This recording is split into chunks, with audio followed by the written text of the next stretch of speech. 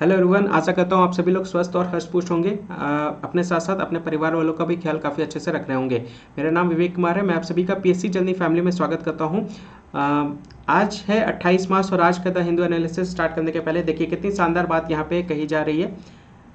कभी कभी अपनी सफलता की राह में सिर्फ एक व्यक्ति बाधक होता है, वो जिसे शीशे में आप हर दिन देखते हैं।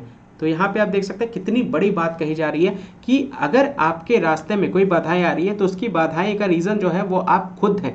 यानी आप अगर एक बार सोच लिए कि आपको ये काम करना है, that means you have to do this, है ना। उसके लिए अगर उस तरह के काम में कोई बाधाएं आ रही है, डैट मीन्स कहीं ना कहीं कोई अड़चन आ रहा है, तो उसके रिस्पॉन्सिबल सिर्फ और सिर्फ आप होंगे। तो ये बात ध्यान रखते चलेगा। तो बाधक के रूप में नहीं, आपको उस बाधक को ओवरकम करते हुए चलना है। जो आपने सोचा है, जो आपने निश्चय किया है, उसको आपको कंप्लीट करते हुए चलना है, चाहे कितने भी आपको उसको लेकर के मन क्यों ना लगे। आपने जो सोच लिया मुझे इस टारगेट को अचीव करना है, तो उस टारगेट के लिए हर एक जो अपॉर्चुनिटी जो है, हर एक जो आपकी बीच में जो प्रॉब्लम्स आते हैं उसको फेस ऑफ कीजिए और उसके बाद उसको ओवरकम करते हुए आगे बढ़ते हुए चले। ठीक है, अगर आपको कोई हरा सकता है तो वो आप खुद हैं। आपको अपने आप से विजयी होना है और कल से बेहतर अपने आप को आज जो है वो अपने आप को बेहतर बनाना है। तो इसी को लेकर के यहाँ पे बात कही जा रही है, ये ध्यान रखते हुए चलेगा। आइए इसकी शुरुआत करते हैं आज का जो न्यूज़ एनालिसिस है उससे।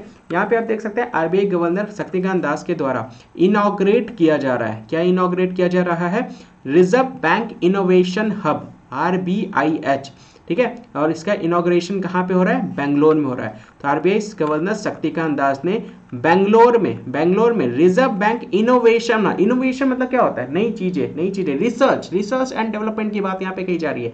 इनोवेशन हब यहाँ पे बेसिकली बेंगलोर में इनके द्वारा क्या किया गया है? इनोवेट किया गया, इनॉग्रेट किया गया, शामिल किया गया है। उसी से रिलेटेड यहाँ पे ये आपका न्यूज एनालिसिस है। आइए इसके बारे में डिस्कस करते हैं। ये RBIH एक्चुअली है क्या?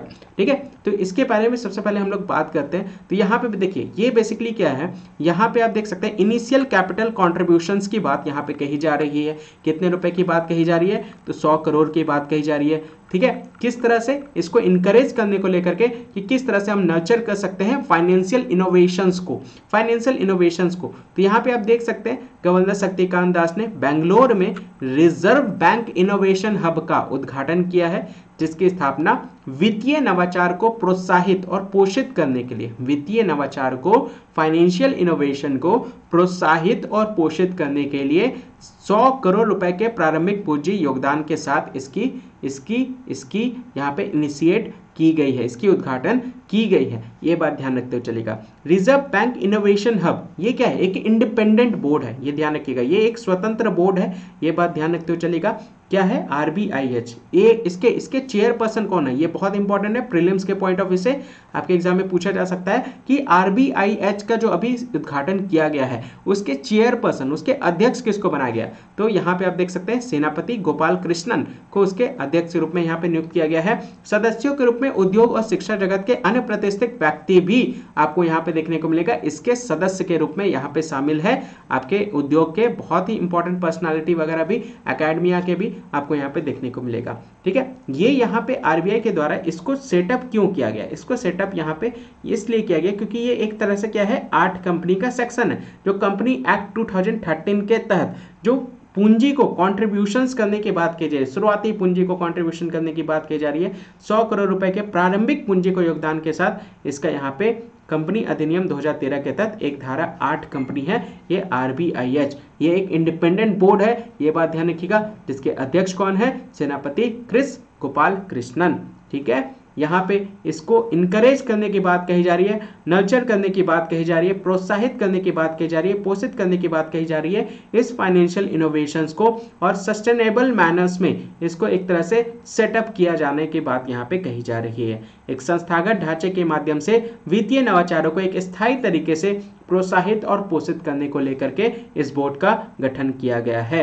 उद्देश्य क्या है? उद्देश्य क्या है? एक इकोसिस्टम को क्रिएट करना। ठीक है, एक इकोसिस्टम को फोकस करते हुए ताकि हम प्रमोट कर सके अपने फाइनेंशियल प्रोडक्ट को लो कम पॉपुलेशंस में। तो देश के जो लो इनकम पॉपुलेशन जो आपकी आबादी है उन तक, कम आय वाली आबादी के लिए वित्तीय उत्पादों तक पहुंच को बढ़ावा देने के लिए, एक पारिस्थितिकी तंत्र बनाने के लिए, इसको बेसिकली एक इकोसिस्टम क्रिएट करने के लिए इसका स्थापना किया गया है, ताकि हम फाइनेंशियल इंक्लूजन को क्या कर सके, प्रमोट कर सके, वित्तीय समावेशन को हम बढ़ावा दे सके। ठीक है, तो ये ध्यान में रखते हुए चलेगा। रिजर्व बैंक ऑफ इंडिया की अगर हम लोग बात करें तो ये आपकी इंडिया की सेंट्रल बैंक है, ये ध्यान रखते हुए चलेगा, और एक रेगुलेटरी बोर्ड भी है।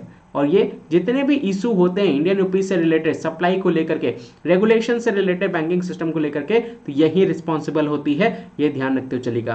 तो ये कंट्री की मेन पेमेंट सिस्टम कहलाती है, ये ध्यान रखिएगा, जो हमारी आर्थिक विकास को लेकर के प्रमोट करती है। इसका हेडक्वार्टर कहाँ पे देखने को मिलेगा, तो इसका हेडक्वार्टर आपका मुंबई में है। यहाँ पे इसकी currency Indian rupee, founder British Raj के टाइम पे इसकी स्थापना हुई थी। कब हुआ था, ये आपका 1 अप्रैल 1935, कहां पर, कोलकाता में। ठीक है, शक्तिकांत दास यहाँ के गवर्नर है, ये ध्यान रखते हुए चलेगा। ठीक है, चलिए नेक्स्ट न्यूज की तरफ बढ़ते हैं। तो यहाँ पे टेक्स्ट एंड कॉन्टेक्स्ट आपको यहाँ पे देखने को मिलेगा, बहुत इंपॉर्टेंट पोर्शन है, इसको थोड़ा सा ध्यान से समझते हुए चलेगा। प्रीलिम्स पॉइंट ऑफ व्यू से बहुत ज्यादा इंपॉर्टेंट ये सारे फैक्चुअल नंबर्स के जो न्यूज़ है ये बहुत ज़्यादा इंपॉर्टेंट हो जाते हैं प्रीलिम्स एग्जाम को लेकर के। ठीक है, चाहे कोई भी एग्जाम की तैयारी क्यों ना कर रहा हो, चाहे कोई भी किसी भी स्टेट के पीएससी लेवल पे आप एग्जाम क्यों ना दे रहे हो, ये सभी के लिए ये जो नंबर्स के फिगर है ये बहुत ही ज़्यादा इंपॉर्टेंट आपको रहेगा आपके एग्जाम्स में, प्रीलिम्स के प्रारंभिक परीक्षा को लेकर के, ये ध्यान रखिएगा। तो यहाँ पे आप देख सकते हैं 37.3 डिग्री सेल्सियस यहाँ पे टेम्परेचर, मैक्सिमम टेम्परेचर कहाँ पे यहाँ पे दर्ज किया गया है, तो ये आपका देखने को मिलेगा जम्मू में संडे को। और ये 76 साल पुराना रिकॉर्ड इसके द्वारा तोड़ा जा चुका है। आप देख सकते हैं 76 साल पुराना रिकॉर्ड जो था वो आपका कितना था, 37.2 डिग्री सेल्सियस था। उसका रिकॉर्ड आज के डेट में जम्मू में टूट चुका है, जो कि 37.3 है, जो कि एक बहुत ही संकट की बात है, ये बात ध्यान रखिएगा, सोच विचार करने की बात है, ये बात ध्यान रखते हुए चलेगा। ठीक है, तो 31 मार्च 1945 को ये लास्ट रिकॉर्ड किया गया था, और अब जाकर के 37.3 आज के डेट में आपका ये रिकॉर्ड किया गया है, जो कि मैक्सिमम टेम्परेचर आपको देखने को मिलेगा कहाँ का, जम्मू का, जो कि विंटर कैपिटल यूनियन टेरिटरी का कहलाता है। 8.4 डिग्री अबव नॉर्मल यहाँ पे दर्ज किया गया, यहाँ पे जो कि जनरली देखा गया, जो कि ऐसा होता नहीं है। ठीक है, ये ध्यान रखिएगा। श्रीनगर भी जनरली आपका ज्यादा गर्म एरिया आज के डेट में देखने को मिलेगा, जबकि ऐसा इतना गर्म एरिया होता नहीं है। यहाँ पे 25 डिग्री सेल्सियस आपको यहाँ पे देखने को मिलेगा, 7.4 डिग्री सेल्सियस नॉर्मल से अधिक यहाँ पे गर्मी यहाँ पे देखने को मिल रहा है। तो ये ध्यान रखिएगा, तो एक बहुत बड़ा कंसर्न का विषय है, ये ध्यान में रखिएगा। न्यूज इन नंबर्स का पहला नंबर। आइए आगे बढ़ते हैं। ये बहुत ही दर्दनाक न्यूज आप कह सकते हैं। 1119 यहाँ पे सिविलियन की जान चली गई है रसिया यूक्रेन के वार को लेकर के। जब से रसिया की तरफ से आक्रमण किया गया है यूक्रेन को, तब से 1119 लोगों की जान जा चुकी है, वहां पे नागरिकों की जान जा चुकी है। और ये नंबर जो है, ये आंकड़ा जो है, किसके द्वारा जारी किया गया है, United nation human rights office की तरफ से इसको जारी किया गया है। ठीक है, बहुत सारे घायल नागरिक भी आपको देखने को मिलेंगे, जिसमें 1790 का आंकड़ा जो है यहाँ पे दर्ज किया गया है कि 1790 लोग अभी भी वहां पे घायल हैं। बहुत सारे 15 लड़कियां, 32 बॉयज, यहाँ पे खास करके 52 बच्चे ऐसे हैं जिनका सेक्स भी डिटरमाइन नहीं किया गया कि वो लड़के हैं कि लड़कियां, वो भी अननोन है, और वो उनकी भी मृत्यु हो गई है। आप समझ सकते हैं कितनी दर्दनाक स्थिति वहां पे आज के डेट में बनी हुई है, उसको लेकर के यहाँ पे बात कही जा रही है। और ये स्थिति कब से बना हुआ है, फरवरी 24 से 24 फरवरी 2022 से ये स्थिति आपको देखने को मिलेगा, जब से रसिया की तरफ से यहाँ पे अटैक किया गया है यूक्रेन पर। 26 मार्च तक का ये आपका रिकॉर्ड्स यहाँ पे देखने को मिलेगा। ठीक है, उसी से रिलेटेड है ये दूसरा नंबर। आइए आगे बढ़ते हैं। एक्सोडस कंटिन्यूस, अभी तक वहां के लोग जो है, यूक्रेन के लोग जो है, वो वहां से भाग रहे हैं। लगभग अभी तक कितने लोग वहां से पलायन कर चुके हैं, तो 3.8 मिलियन लोग यहां से पलायन कर चुके हैं। 3.8 का मतलब क्या हो गया, 1 मिलियन का मतलब हो गया 10 लाख। तो 3.8 मतलब 38 लाख लोग अब तक वहां से पलायन कर चुके हैं। रसिया के इन्वेशन, जो कि 24 फरवरी से जब से वहां पे अटैक करना स्टार्ट किया गया रसिया की तरफ से यूक्रेन में, तब से एक मंथ में लगभग 38 लाख लोग जो है, 38 लाख लोग यूरोप में जाकर के, कहीं दूसरे जगह में, एशिया में जाकर के आकर के सभी लोग बसे हुए हैं, ये ध्यान रखते हुए चलेगा। और अभी भी लोग पलायन कर रहे हैं। 90% जो होंगे इनमें, 38 लाख में 90% जो है वो बच्चे और महिलाएं हैं, ये बात ध्यान रखिएगा, जिन्होंने अब तक छोड़ दिया है वो जगह एरिया, जो नेबरिंग कंट्री पोलैंड में जाकर के बस गए, आधे से ज़्यादा लोग रोमानिया में जाकर के बस गए, 3 लाख लोग रसिया में खुद जाकर के बस गए। देखिएगा 10 मिलियन लोग आपको देखने को मिलेगा इधर से उधर। आप भारत में ही देख सकते हैं, आप 20,000 से ज़्यादा लोग आपको यहाँ पे देखने को मिलेगा, जो कि यहाँ पे जो बच्चे ही 20,000 से ज़्यादा थे, जो कि यहाँ पे आकर के बस गए, रिटर्न आ गए, ये ध्यान रखिएगा। तो एक्सोडस अभी भी आपको देखने को मिलेगा, सब लोग जा रहे हैं, भाग भाग रहे हैं, अपनी जान बचा रहे हैं। 38 लाख लोग यहाँ से पलायन कर चुके हैं। अगले न्यूज़ की तरफ अगर हम लोग बढ़े, एकेडमी अवार्ड्स की बात करें। देखिए कभी भी अगर एकेडमी अवार्ड से रिलेटेड कभी भी कोई बात कही जा रही है ना, तो समझ जाइएगा कि ऑस्कर से रिलेटेड बात कही जा रही है। ठीक है, तो 94वां एडिशन जो एकेडमी अवार्ड्स का यहाँ पे जो आपका देखने वाले था संडे को, ये आपका अवेटेड हो गया है, ये बात ध्यान रखिएगा। हॉलीवुड ग्लैमरस को लेकर के Oscars will be held on Sunday, कब होगा? 27 मार्च को जो बेसिकली हेल्ड होने वाला था डॉल्बी थिएटर लॉस एंजल्स में, ये आपका जो हुआ है उसी से रिलेटेड बात कही जा रही है। ठीक है, काफ़ी टाइम के बाद ये आपका ऑस्कर यहाँ पे ये अवार्ड सेरेमनी आपका देखा गया है। डॉल्बी थिएटर्स में लॉस एंजल्स में ही हुआ था ये सेरेमनी, जो होती स्टार्ट हुई थी रात के 8 बजे। ठीक है, लाइव एबीसी में आपको देखने को मिलेगा। 10 मूवीज जो है competing the best picture of this year आपका जिसको प्राइज दिया गया है, बेलफास्ट हो गया, कोडा हो गया, don't look up, drive my car, Dune, king Richard, licorice pizza, nightmare alley, ये power of the dog, west side story, ये सारे को अवार्ड यहाँ पे दिया गया। पेंडिंग रिफंड्स की बात यहाँ पे कही जा रही है। देखिए यहाँ पे बेसिकली 13 लाख जो कि बहुत सारे केसेस आपको यहाँ पे देखने को मिलेगा जो कि रिफंड डिपॉजिट को लेकर के सरेंडर किए जा चुके हैं लैंडलाइन कनेक्शंस को लेकर के। कहाँ से? बीएसएनएल। देखिए स्टार्टिंग के टाइम पे क्या है, बीएसएनएल बहुत ज़्यादा प्रॉफिट भी दिया था, लेकिन आज के डेट में स्थिति बहुत ज़्यादा खराब हो रखी है। 13 लाख यहाँ पे इतने केसेस आपके पेंडिंग पड़े हुए हैं जो कि रिफंड मांग रहे हैं, रिफंड डिपॉजिट कर रहे हैं, अपने लैंडलाइन कनेक्शन को सरेंडर कर रहे हैं, खत्म कर रहे हैं, क्योंकि स्थिति इसकी बहुत ज़्यादा बेकार हो गई, नेटवर्क बहुत ज़्यादा खराब हो चुका है। जनवरी 2022 की अगर हम लोग बात करें तो यह बात कही। ट्राई को लेकर के भी बहुत सारे रिफंड सिक्योरिटी यहाँ पे आपको देखने को मिलेगा। यहाँ पे ट्राई के द्वारा बोला भी ये गया है कि रिफंड सिक्योरिटी जो है 7 दिन के अंदर आपको देना है, क्लोजर करना है, डिस्कनेक्शन करने हैं। लेकिन अभी तक ये स्थिति अभी तक बनी हुई है कि अभी तक बहुत सारे केसेस, 13 लाख केसेस अभी भी पेंडिंग पड़े हुए हैं, तो उसको लेकर के बात कही जा रही है। ठीक है, तो उसी से रिलेटेड ये सारे इंपॉर्टेंट आंकड़े ये ध्यान रखते हुए चलेगा, इंपॉर्टेंट हो जाता है। यहाँ पे बात कही जा रही है, देखिए यूएस, EU और LNG को लेकर के यहाँ पे बात कही जा रही है। LNG को लेकर के बात कही जा रही है। LNG क्या है? लिक्विफाइड नेचुरल गैस की बात यहाँ पे कही जा रही है, तो ये ध्यान रखिएगा। तो US president Joe Biden struck a deal with the European Union to supply liquid natural gas to meet the continent energy needs. तो यहाँ पे एक डील को लेकर के यहाँ पे बात की जाए, जिसको लेकर के बात की जाए लिक्विफाइड नेचुरल गैस की बात की जा रही है कि इसको किस तरह से पूरी की जा सके। ये डील जो है वो आज के डेट में यूरोपियन कंट्री को लेकर के, यूरोपियन कंट्री आज के डेट में बहुत ज़्यादा परेशान है, क्योंकि यूरोपियन कंट्री जो बेसिकली LNG जो बेसिकली इंपोर्ट करती थी वो रशिया से करती थी। आज को लेकर के वो सारे जो डील है वो सारे अभी होल्ड पर हैं, वो सारे एक्सपोर्ट इंपोर्ट आपके बंद हो चुके हैं, क्योंकि रशिया की तरफ से जो भी एक्सपोर्ट होगा वो सब अभी होल्ड पे चला गया, क्योंकि अभी रशिया यूक्रेन वार आपको यहाँ पे देखने को मिलेगा। और रशिया ऊपर से ये भी बोल दिया गया कि व्यापार अगर होगी तो रूबल्स करेंसी में होगी। पढ़ा था ना हम लोगों ने कल के डेट में, याद आ रहा है कि नहीं आ रहा? रूबल्स करेंसी में होगा, अब US डॉलर करेंसी में कोई भी आपका डील नहीं होगा, ये भी बोल दिया गया। 50 बिलियन क्यूबिक मीटर्स यहाँ पे आप देख सकते हैं BCM LNG यहाँ पे EU को यहाँ पे ये सप्लाई किया है यूनाइटेड स्टेट्स के। अब यूरोपियन यूनियन तो अब रशिया के साथ कनेक्शंस ऑलरेडी उसके खराब हो चुके हैं, क्योंकि सब यहाँ पे US हो गया, यूरोपियन यूनियन हो गया, नाटो हो गया, ये सब साथ दे रहा है किसका? यूक्रेन को। तो ऐसे ही सभी लोग क्या है, रशिया के अगेंस्ट में, तो उस केस में रशिया की तरफ से कोई भी ट्रेड यहाँ पे नहीं किया जाएगा इन लोगों को। अब यहाँ पे देख सकते हैं यूरोपियन यूनियन सबसे ज्यादा गैस जो है वो इंपोर्ट करता था रशिया से।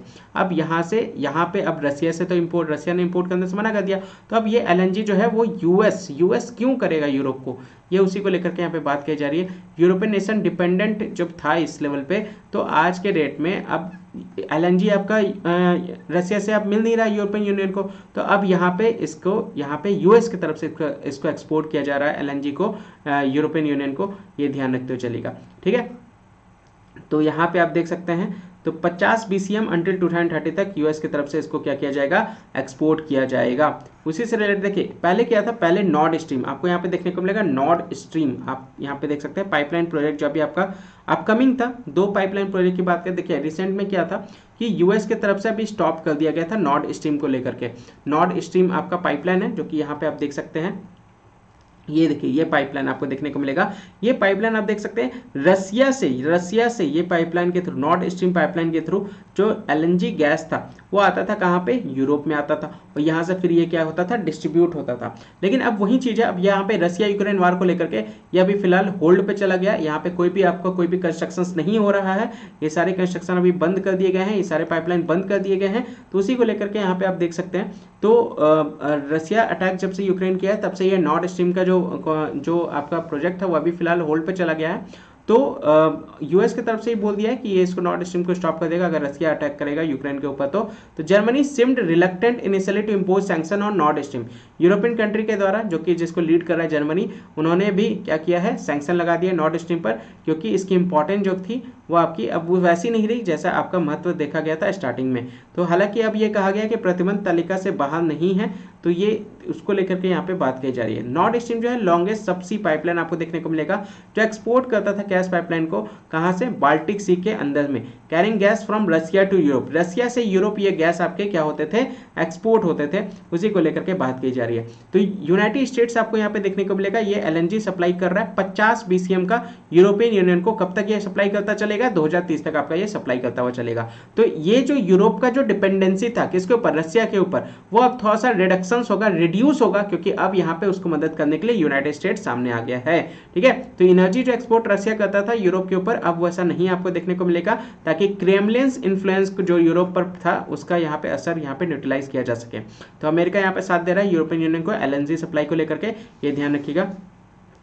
तो यूरोप का जो निर्भरता था रसिया के ऊपर 40% नेचुरल गैस को लेकर के, वो अब यहाँ पे फुलफिल कौन कर रहा है, यूनाइटेड स्टेट्स कर रहा है। जर्मनी और बहुत सारे कंट्री आपको देखने को मिलेगा ईस्टर्न यूरोप के डिपेंड थे रसिया के ऊपर, और कितना डिपेंड थे, more than 80% of their natural gas के ऊपर वो डिपेंड किस पे थे, रसिया के ऊपर थे, जो कि आज के डेट में पूरी तरह से अब ठप पड़ गया है। अब वहां पे गैस की तो रिक्वायरमेंट है, तो वो गैस की रिक्वायरमेंट अब कौन फुलफिल कर रहा है, यूनाइटेड स्टेट्स के द्वारा फुलफिल किया जा रहा है। 50 बीसीएम यहाँ पे आपको देखने को मिलेगा 2030 तक यूरोपियन यूनियन को ये क्या करेगा, प्रोवाइड करेगा अमेरिका।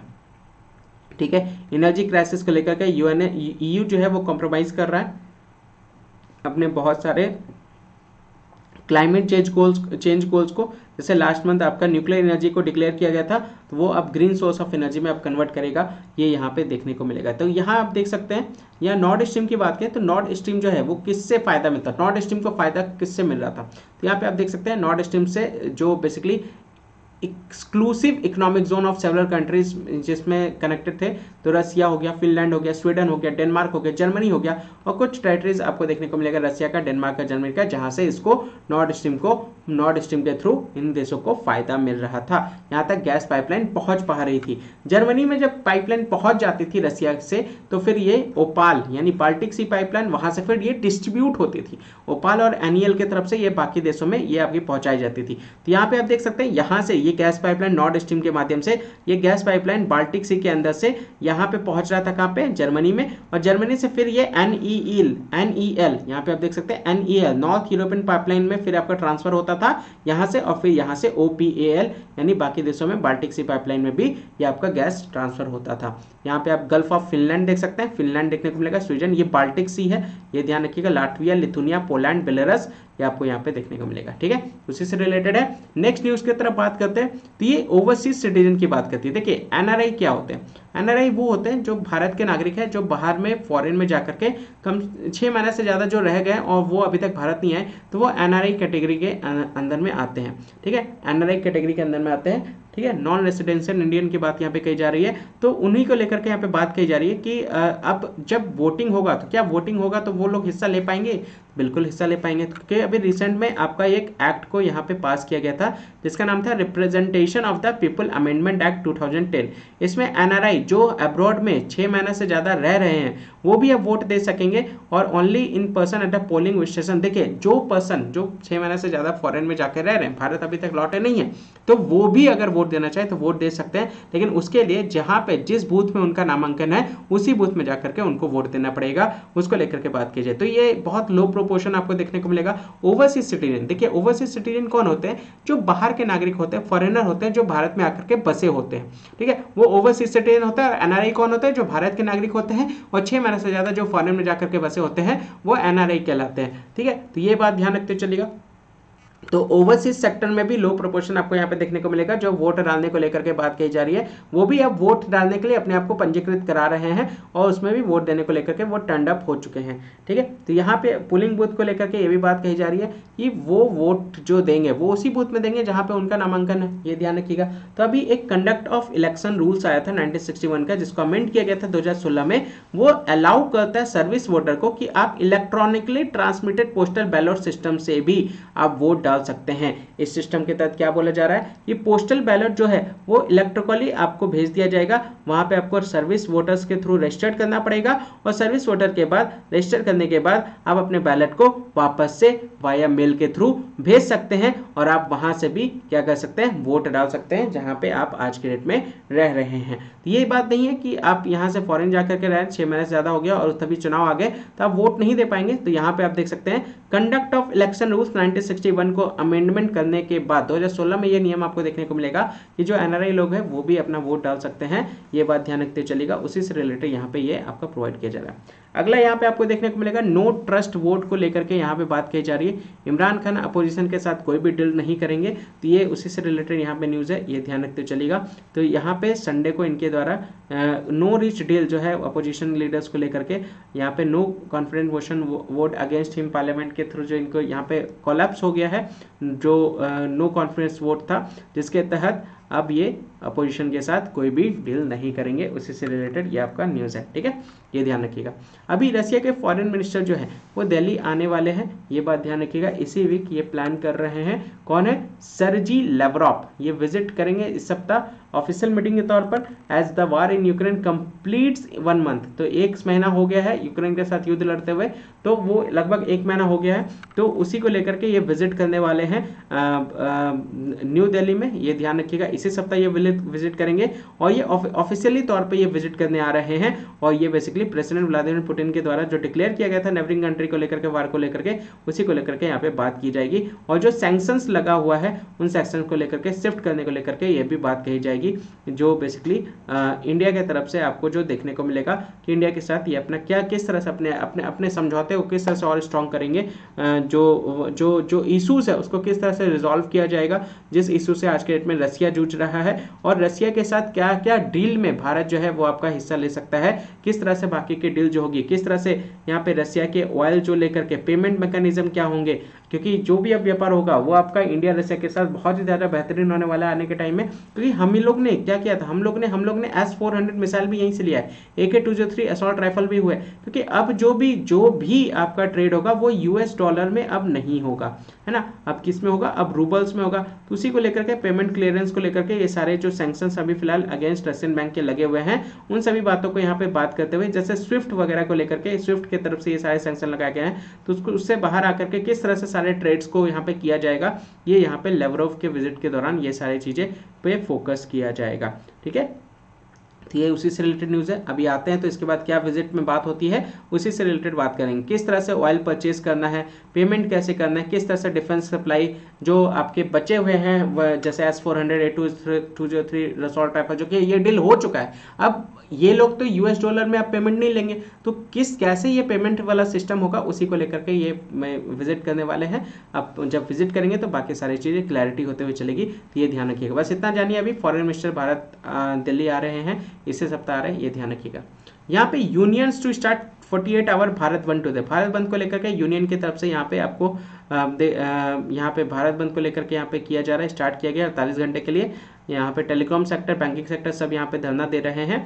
देखिए हम लोगों ने इसके बारे में डिस्कस भी किया है। धरना को लेकर के हमारा संवैधानिक अधिकार है, इसके बारे में हम लोगों ने कहाँ पे जिक्र किया था, इसको लेकर के हम लोगों ने राइट टू फ्रीडम में जिक्र किया गया था, स्वतंत्रता पर अधिकार, जिसमें आर्टिकल 19 हमें ये गारंटी देता है कि हम क्या कर सकते हैं, right to assemble peacefully without arm, हम कहीं पे भी शांतिपूर्वक बिना हथियारों के इकट्ठा होने का अधिकार हमें ये देता है। और हम किसी भी तरह का एसोसिएशन बना सकते हैं, यूनियंस बना सकते हैं और कोऑपरेटिव सोसाइटी बना सकते हैं। तो यहाँ पे यूनियंस आपको देखने को मिलेगा, सभी बैंकों के द्वारा यहाँ पे यूनियन बनाया गया, coal, steel, oil, telecom, banking, insurance sector, ये सभी यहाँ पे 2 दिन के लिए स्ट्राइक पे गए हुए, भारत बंद के गए हैं, मंडे को लेकर के, मंडे ट्यूसडे को लेकर के। तो ये ज्वाइंट प्लेटफॉर्म आपको देखने को मिलेगा। 10 सेंट्रल ट्रेड यूनियन यहाँ पे हड़ताल पे गए हुए। 22 मार्च को यहाँ पे इनके द्वारा ज्वाइंट प्लेटफॉर्म पे मीटिंग यहाँ पे की गई थी और वहाँ पे ये फिर स्ट्राइक को लेकर के प्रिपेयर कर रहे थे। तो anti worker, anti farmer, anti people, anti national policies को लेकर के, मोदी गवर्नमेंट को लेकर के यहाँ पे ये सब भारत बंद को लेकर के इन्होंने घोषणा की थी मंडे और ट्यूसडे को, उसी से रिलेटेड यहाँ पे बात की जा रही है। तो ये ध्यान रखते हुए चलिएगा। आर्टिकल 19 हमें यह एम्पावर देता है कि हम यूनियन बना सकते हैं और पीसफुली कहीं पे भी हम स्ट्राइक कर सकते हैं, ये ध्यान रखते हुए चलेगा। ये आर्टिकल 19 का ये सारे चीज़ें हैं, ये ध्यान रखते हुए चलेगा। आर्टिकल 19 हमें ये सारे पावर देता है।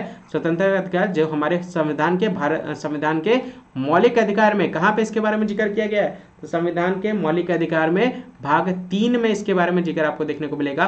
फंडामेंटल राइट में आपको इसके बारे में जिक्र दिया गया है। तो भाग 3 पार्ट 3 में और अनुच्छेद 19 में ये हमें पावर देता है कि हम यूनियन क्रिएट करके हम कहीं पे भी शांतिपूर्वक स्ट्राइक कर सकते हैं विदाउट आर्म्स।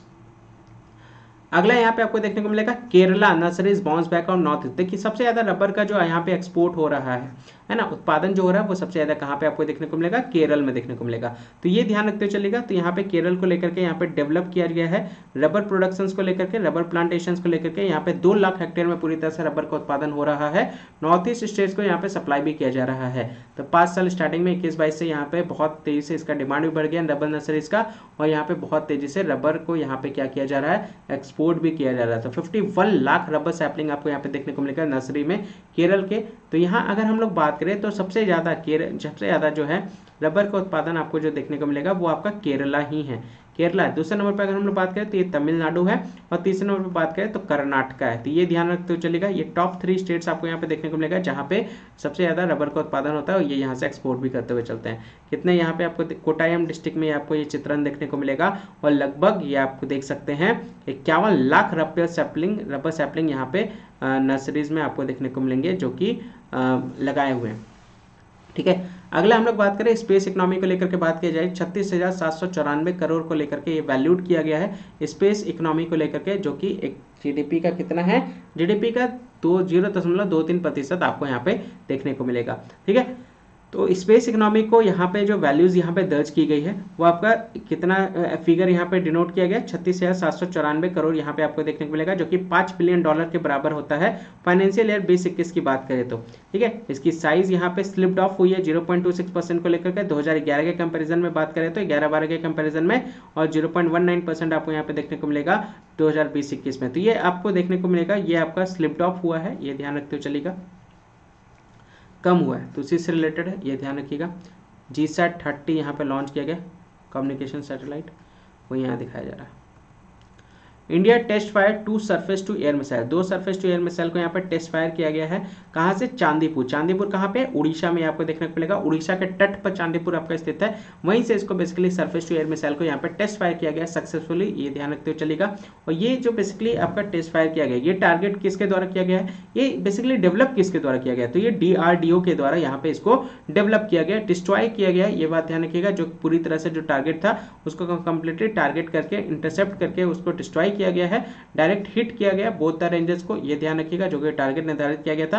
पहला मिसाइल जो था वो मीडियम एल्टीट्यूड लॉन्ग रेंज का टारगेट था, जो कि दूसरा जो था वो आपका लो एल्टीट्यूड शॉर्ट रेंज का मिसाइल था, ये बात ध्यान रखिएगा। ठीक है, तो ये MRSAM वर्जन जो यहाँ पे आपको देखने को मिलेगा, शॉर्ट ये यहाँ पे mission medium range surface to air missile आप यहाँ पे जो देख पा रहे हैं, इसको किसके द्वारा डेवलप किया गया, तो कभी कभी पूछ देता है ये डेवलप किसके द्वारा किया गया, तो DRDO और इजराइल एरोस्पेस इंडस्ट्रीज IAI के द्वारा इसको यहाँ पे 2 टेस्ट फायर जो कि अभी टेस्ट फायर किया गया था उसको यहाँ पे डेवलप किया गया है। तो यहाँ पे रडार को लेकर के मल्टी फंक्शनल सिस्टम आपको यहाँ पे देखने को मिलेगा, लॉन्चर सिस्टम देख सकते हैं, व्हीकल्स देख सकते हैं। ठीक है, उसी से रिलेटेड ये आपका न्यूज़ था। अगला न्यूज़ आपको अमरनाथ यात्रा को लेकर के, जो कि 30 जून से आपका स्टार्ट होने जा रहा है, ये बात ध्यान रखते चलेगा। तो उसी को लेकर के यहाँ पे बात की जा रही है, तैयारी की जा रही है। 5-3 साल से ये आपका बेसिकली क्या था, सस्पेंड था अमरनाथ यात्रा, लेकिन इस साल ये आपका क्या कब से स्टार्ट होगा, 30 जून से आपका स्टार्ट होगा। और ये डिसीजन किसके द्वारा लिया गया है, जम्मू कश्मीर लेफ्टिनेंट गवर्नर मनोज सिन्हा के द्वारा मीटिंग में चेयरमैन श्री अमरनाथ श्रीन बोर्ड के साथ मीटिंग करके ये बेसिकली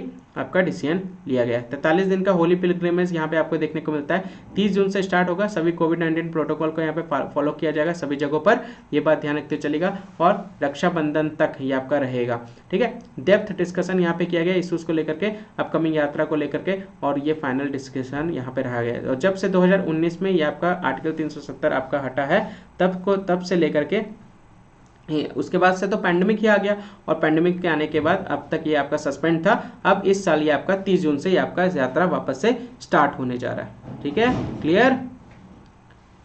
देखिए रेगुलर बेसिस पे ये क्लासेस हो रही है द हिंदू एनालिसिस, और अभी तक देखिए रेगुलर बेसिस पे आप लोग शेयर भी नहीं करते। कोशिश करें ज़्यादा से ज़्यादा शेयर करने का इस लिंक्स को, ताकि बाकी लोग भी इसको ज्वाइन कर सके। बाकी लोग, बहुत से लोग ऐसे हैं जो बेसिकली इसके बारे में नहीं पता है, तो कोशिश करें ज़्यादा शेयर करें ताकि बाकी लोग भी सब्सक्राइब कर सके चैनल और टाइमली नोटिफिकेशंस उनको मिल सके, क्योंकि जब तक आप सब्सक्राइब नहीं कीजिएगा तब तक आपके पास टाइमली नोटिफिकेशन नहीं आएगा क्लासेस को लेकर के। ये बात ध्यान रखिएगा, रेगुलर बेसिस पे 10 बजे फिलहाल ये आ रही है। और आप लोग मुझे कमेंट्स में जरूर बताइएगा कि 1 अप्रैल से इसको द हिंदू को आप किस टाइम पे चाहते हैं, उसी टाइम पे ये आपको देखने को मिलेगा। द हिंदू एनालिसिस का भी टाइमिंग बता दीजिएगा और बिहार न्यूज़ एनालिसिस का भी टाइमिंग बता दीजिएगा कि 1 अप्रैल को आपको किस टाइम से ये आपको देखने को मिलेगा। ठीक है, उसी टाइम पे ही मैं इसको लेकर के आया करूंगा। जिसका ज़्यादा टाइम का लेकर के डिटेल्स होगा तो उसी टाइम पे हम लोग इसको लेकर के आएंगे। ठीक है, तो कोशिश कीजिएगा अपने टाइम को जरूर बताएं, मेंशन करें, सभी लोग मेंशन करें, ज़्यादा से ज़्यादा शेयर करें। बहुत कम लोग शेयर करते हैं जो कि सही नहीं है।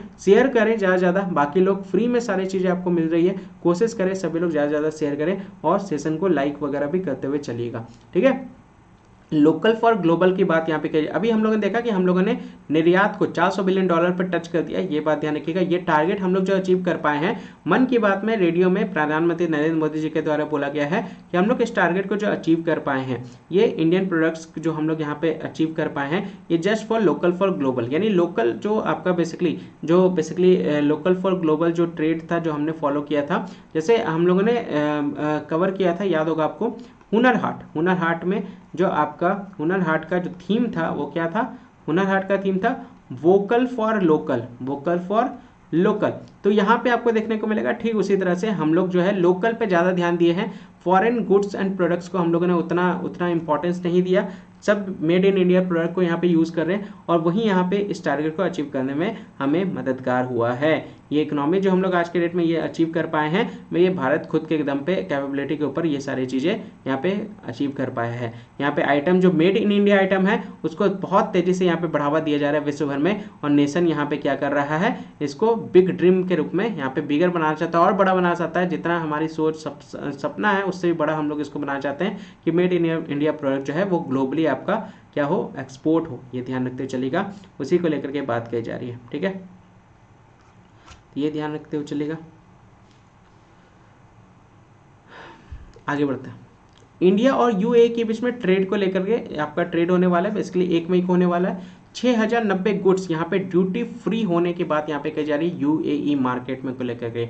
फ्री ट्रेड एग्रीमेंट की बात यहाँ पे कही जा रही है इंडिया और यूएई के बीच में, और ये बेसिकली आपका 1 मई से आपका स्टार्ट हो जाएगा। डोमेस्टिक एक्सपोर्टर जो होंगे वो 6090 गुड्स, याद रखिएगा ये आंकड़े, इंडिया और यूएई के बीच में 6090 गुड्स आपको यहाँ पे देखने को मिलेगा। चाहे टेक्सटाइल के सेक्टर से, एग्रीकल्चर के सेक्टर से, ड्राई फ्रूट के सेक्टर से, जेम हो गया, ज्वेलरी हो गया, ये सभी ड्यूटी फ्री एक्सेस होंगे। कहाँ पे? यूएई मार्केट में। कॉमर्स एंड इंडस्ट्री की तरफ से यानी पीयूष गोयल की तरफ से इसकी घोषणा की गई है संडे को।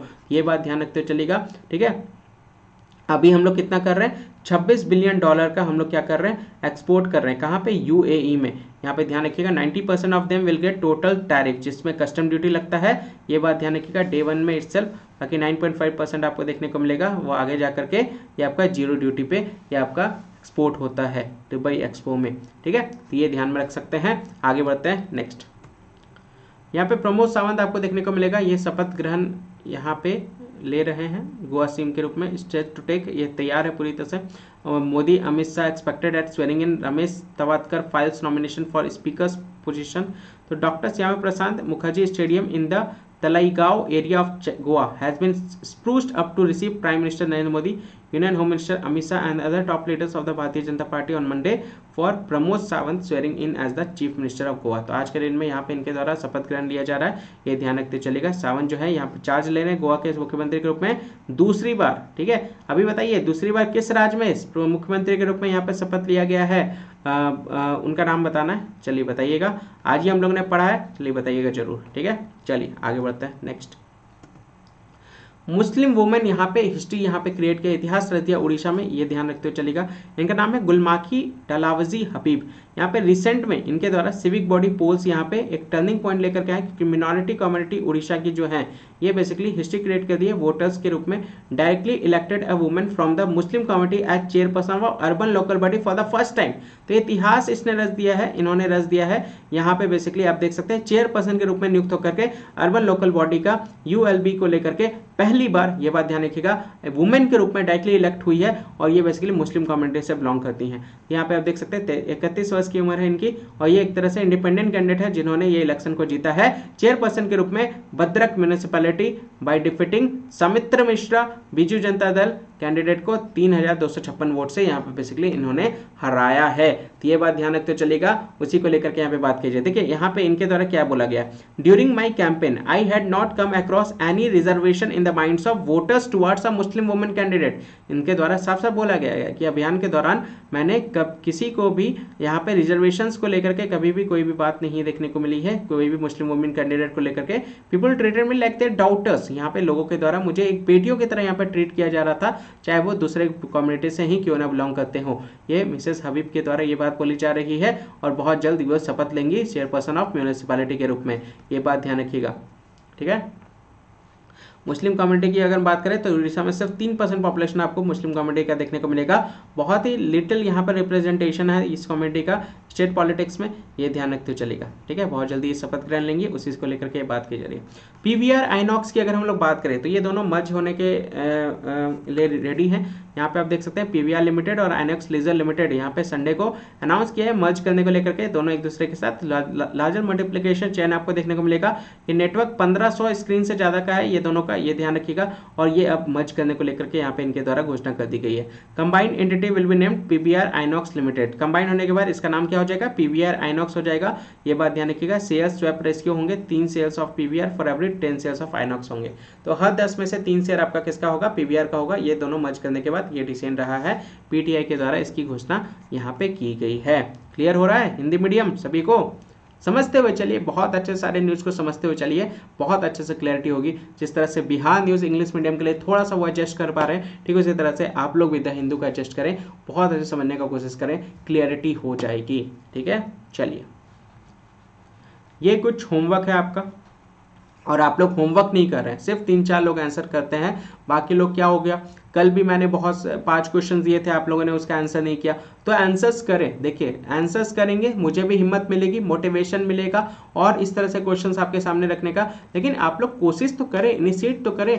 कुछ लोग करते हैं, कुछ लोग नहीं करते। तो ये थोड़ा सा मुझे भी थोड़ा सा मतलब मैं भी थोड़ा सा अपसेट रहता हूँ इन चीज़ों को लेकर के। देखिए आप लोग अगर 100% अपना देंगे तो मैं अपना 120% दूंगा, ये आपके ऊपर निर्भर करता है। तो आपको इसमें बढ़ चढ़ करके इन सभी क्वेश्चन में बढ़ चढ़ करके आपको भाग लेना है। कमेंट सेक्शन में बैक टू बैक सभी के आंसर्स आने चाहिए, जितने भी लोग लेक्चर्स देख रहे हैं, और ज़्यादा से ज़्यादा दबदबा के शेयर करते हुए चले इस चैनल को, ताकि बाकी लोग भी ज्वाइन कर सके और रेगुलर बेसिस पे आपके साथ जुड़ सके इस द हिंदू एनालिसिस का हिस्सा बनने को लेकर के।